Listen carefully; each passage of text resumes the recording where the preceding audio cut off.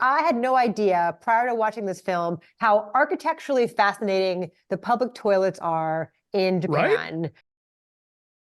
Yeah, so this is the latest film from Wim Wenders. It is Japan's entry to the Academy Awards and is a nominee for the Best International Oscar and winner of the Best Actor Award at last year's Cannes Film Festival. Tell us about it. Yes, the great Koji Yashuko in a very lovely performance. We are playing catch up here with all of the international film nominees at the Academy Awards. So we had already done the Zone of Interest and the Teacher's Lounge, and then we are now doing this, Perfect Days. We did Society of the Snow. We did Society of the Snow last week, and we will do Io Capitano in a couple of weeks when it comes out theatrically. So one of the things I love that we do around here, which is why you guys subscribe to us here at Breakfast All Day, because it's really important to us to do these kinds of international films, and we'll do documentaries and animated films. So come and hang out with us. And then later, when it gets dark, we go home.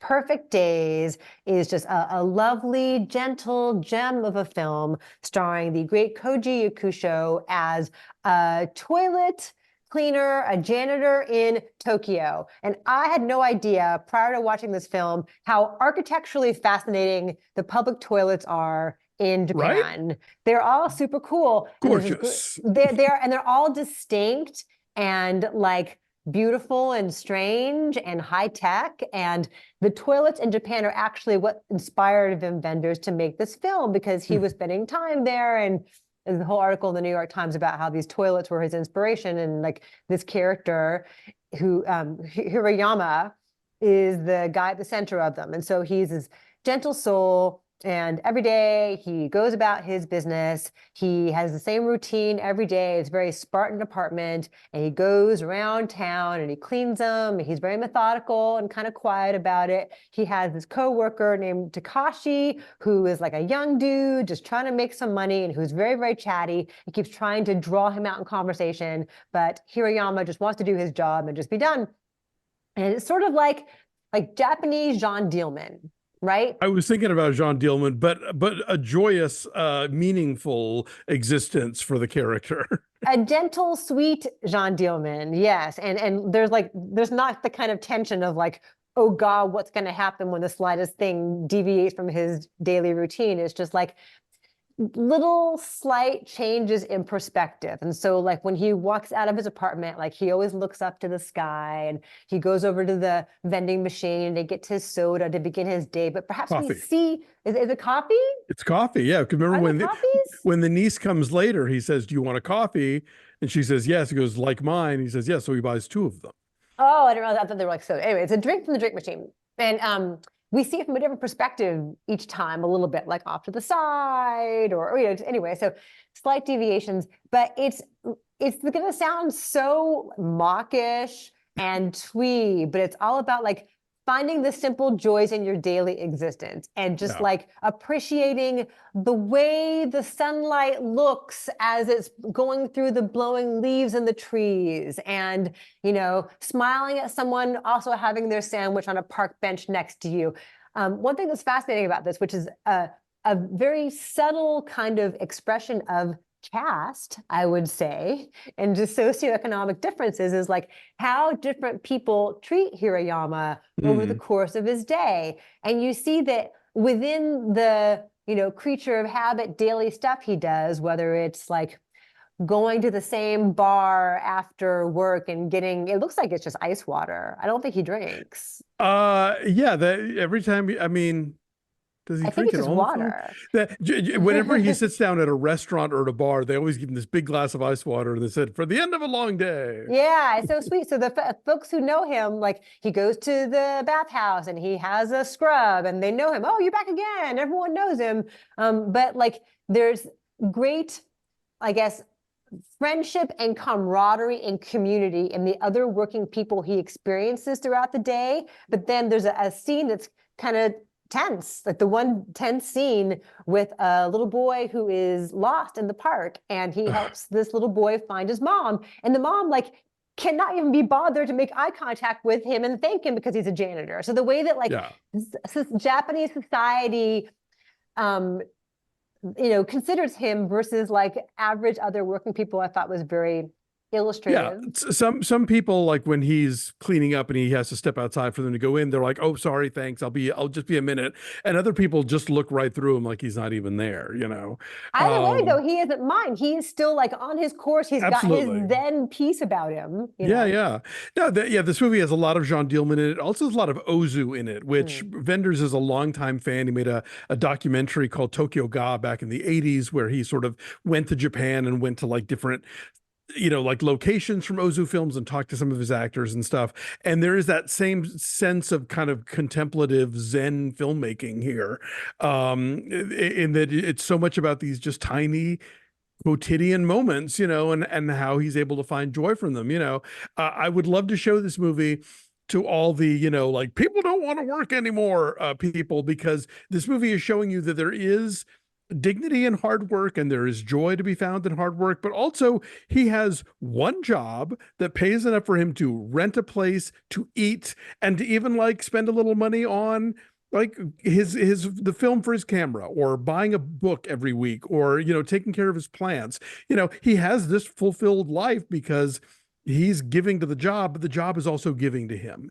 And it is set against the backdrop of these incredibly gorgeous public facilities in Tokyo. Like some of them have like a, sort of a log motif in them. Some of them are this super high tech thing where when you lock the door, the whole wall becomes opaque so no one can look into it. But when you unlock it, it's visible again. Like I'm blown away. It is so cool. But yeah, like Yakusho's character, the performance is so just granular. Like you get so many little things out of the way how he gets out of bed in the morning and how he goes through his daily routine. And you're right, we're seeing him do the same stuff, but it's always, there's like a little bit of where's the camera, or how is he doing it, or what's his attitude about things. You just get all these little things along the way. And because of Wim Wenders' movie, there's a lot of like 70s needle drops. He has an extensive cassette collection that he likes to listen to in his van going to work. This movie is just delightful.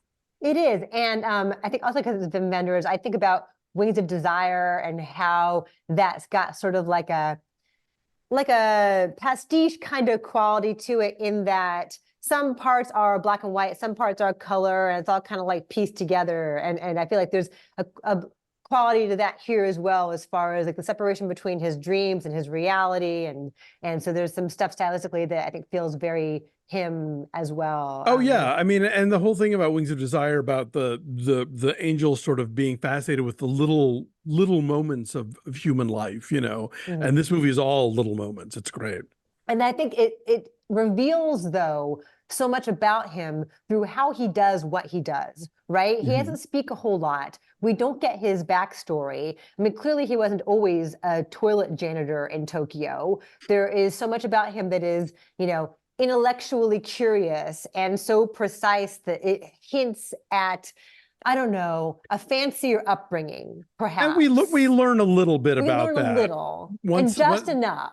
Yeah, like there's some family encroaches into the film, and you get a few hints, but we're left to sort of piece it together based on these little shreds of information, but mainly just based on, you're right, who he is and the sort of rich interior life that he has, which isn't a particularly verbal one.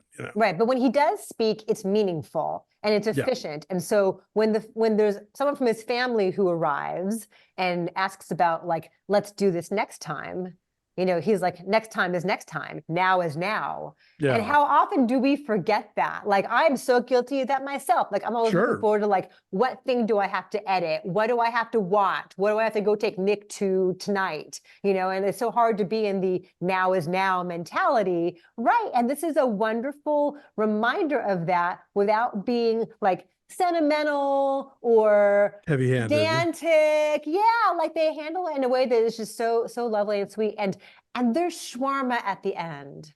So stick through to the end. And some great use of music, as you say, including a song that I think maybe inspires the title. Oh, for sure. Yeah, no, I'm pretty sure. And I'll tell you, even a couple of needle drops where I think, generally speaking, these are songs I never want to hear in a movie again. but it's Wim Wenders. I'll allow it.